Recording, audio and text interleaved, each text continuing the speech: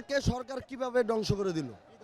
এই যে অটো রিক্সাগুলো বন্ধ করলো, পুরো ঢাকা শহরে 5 লাখ 10 লাখ অটো আছে, আমরা সবাই দিনমজুর, তাই না? আমাদের গাড়ি বন্ধ করে দিলে আমরা কি চুরি করবো? দাবিটা কি আপনাদের? আমাদের গাড়ি চলবে, আমাদের গাড়ি তো অবৈধ না। আমরা কি আমগো গাড়ি কি আমগো চুরি করে নিয়ে আইছি? ইন্ডিয়া থেকে কি গাড়ি পাস করে নিয়ে আইছি? আমরা বিদ্যুতের টাকা অরিজিনাল দিয়ে থাকি, আমরা কাঠের টাকা ভরি, এমনকি অগ্রিম টাকা কাঠে ঢুকাইয়া তারপর আমরা বিল দিই। তাহলে কেন আমাদের গাড়ি সরকারের টাকায় কিনা?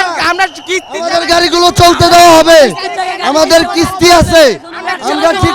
আচ্ছা, হাইকোর্ট যে নিষিদ্ধ করলো, হাইকোর্টের যে মানে একটা আমি প্রশ্নটা শেষ করি।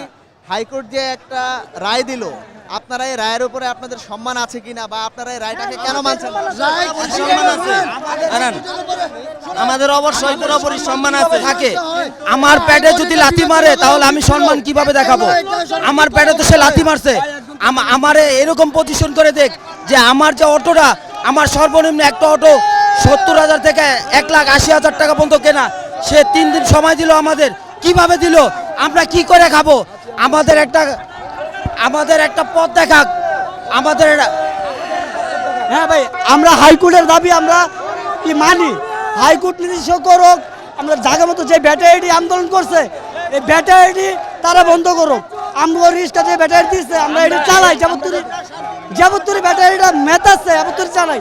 অনেকজন কিস্তি তুলে কিনছে গাড়ি, তারা কি করবে? তারা কিস্তিটা কিভাবে চালাবে? আপনাদের এই দাবি এখন